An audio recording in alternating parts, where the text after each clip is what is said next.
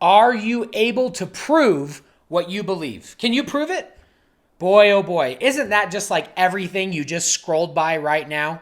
People trying to prove something to you. I mean, what was the last video or the last post you saw before you saw this video, right? Like, is it like some politician trying to prove something about how poorly this was handled or how correctly this was handled? Was it someone describing the economy and what needs to change or what needs to happen immediately?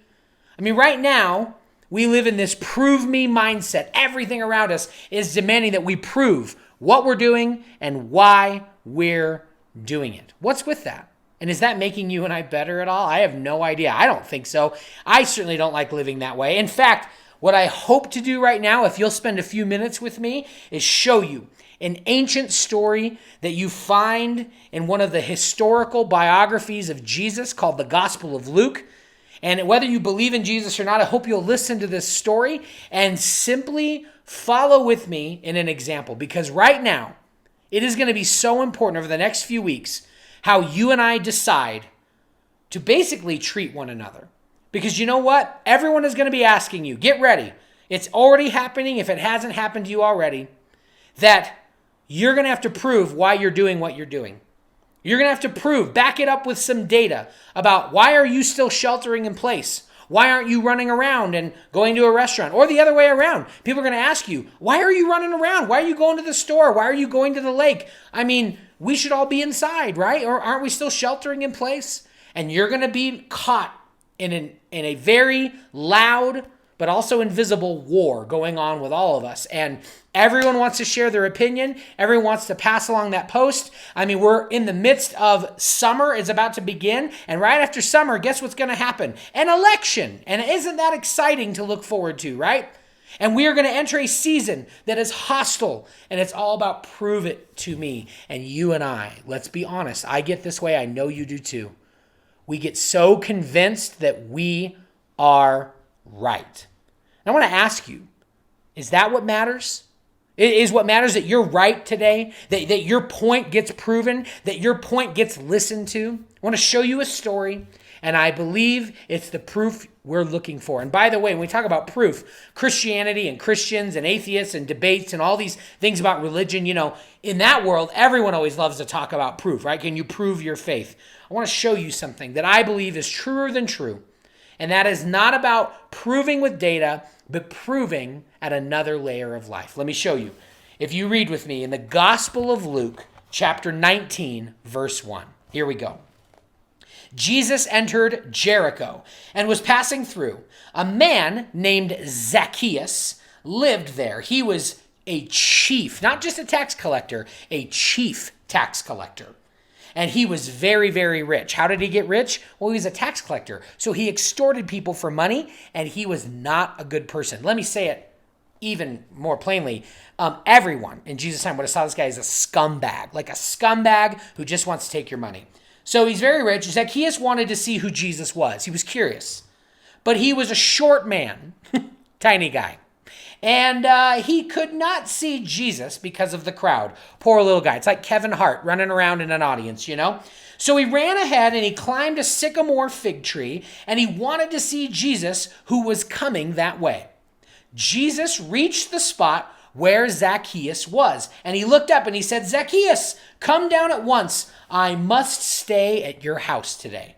This is a bold move. Jesus is not just Jewish, and he would have hated tax collectors. Like, it would have been the only right thing to do, to hate and disagree with tax collectors because they're extorting people for money and giving it to the government that is currently occupying and terrorizing your people. It's the most unpatriotic, unloyal thing you could do. And Jesus, not only is a Jewish man who should hate tax collectors, Jesus is a rabbi. He represents the Jewish faith. He represents people who are right with God. And he says, I want to go hang out with you today. I want to go hang out at your house today. Come on, Jesus.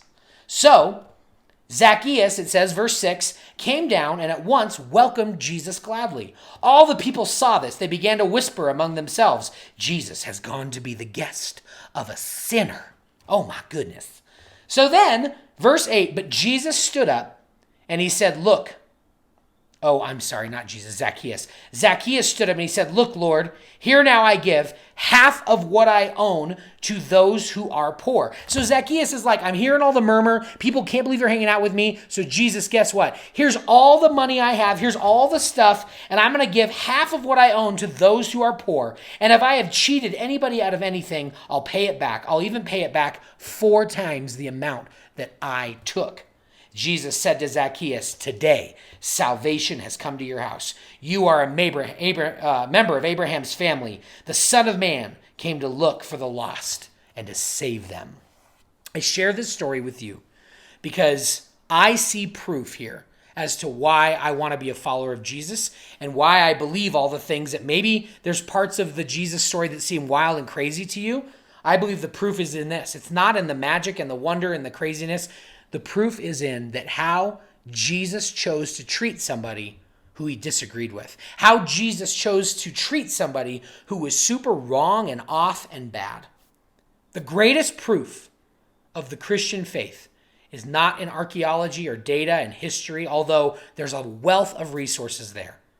The greatest proof of why you and I believe in Jesus and what Jesus is to us is how we treat people that we don't like. How we treat people that we disagree with. And I want to ask you to join me in making like an inner decision. I don't need you to make a pledge or sign a card or anything silly like that. I just want to ask you, would you join me in making sure that over the next few weeks and months, you and I choose to treat people that we disagree with extra patience, extra kindness, and extra resilience? That you and I would be more obsessed with how we make people feel and how we point people to love and truth and goodness and not be obsessed with being right. You have some strong opinions and they're probably right. You've probably researched it and looked it up. I know, I have some of those too. But the thing that's going to prove that you're a follower of Jesus is not how right you are. It's going to be how you love people. And I want to ask you that in the next day or two, or the next week or two, the next month or two, when someone is doing something you don't agree with, would you not consider yourself the sheriff of justice for a minute? And would you not use your Facebook as a platform for your movement of righteousness? Would you instead be known for what you're for, not for what you're against? Would you take a minute and just decide, I'm going to be known for what I'm for, not for what I'm against? I'm going to be like God. I'm going to be like Jesus, who chooses to be for people even when they're off, even when they're wrong. And if you disagree with me or someone else or whatever, I want you to decide how you're going to treat them today. As a matter of fact, I want you to think about all the ways that you and I get to practice this every day with the people we live with. You know, you and I can be nice to a stranger that we see once and may never see again. That's not what we're talking about. I'm talking about that person who keeps coming up on your scroll on Insta or Facebook. I'm talking about that person you have to work with. I'm talking about that person you always see and run into, and they're loud and they are totally on a different side of the fence than you are. I want you to decide today to practice with your family, right? Our spouses, our kids, our brothers, our sisters, our aunts, our uncles, grandmas, grandpas. Sometimes they can agitate us in ways no one else can.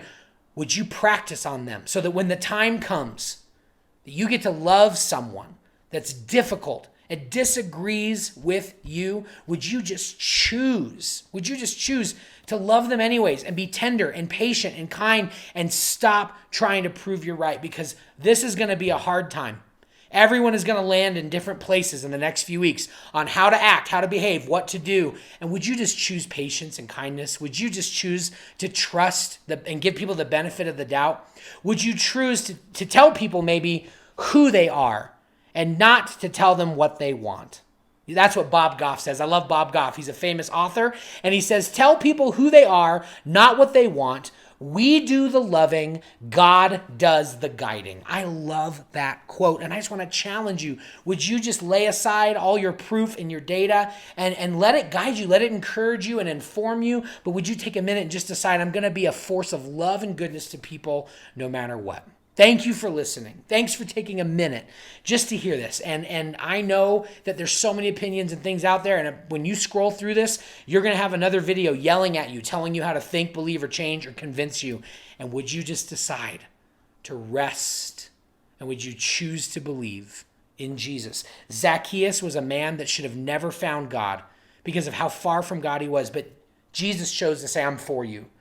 Who is that today that you can be for? Who is someone that you can just be with today?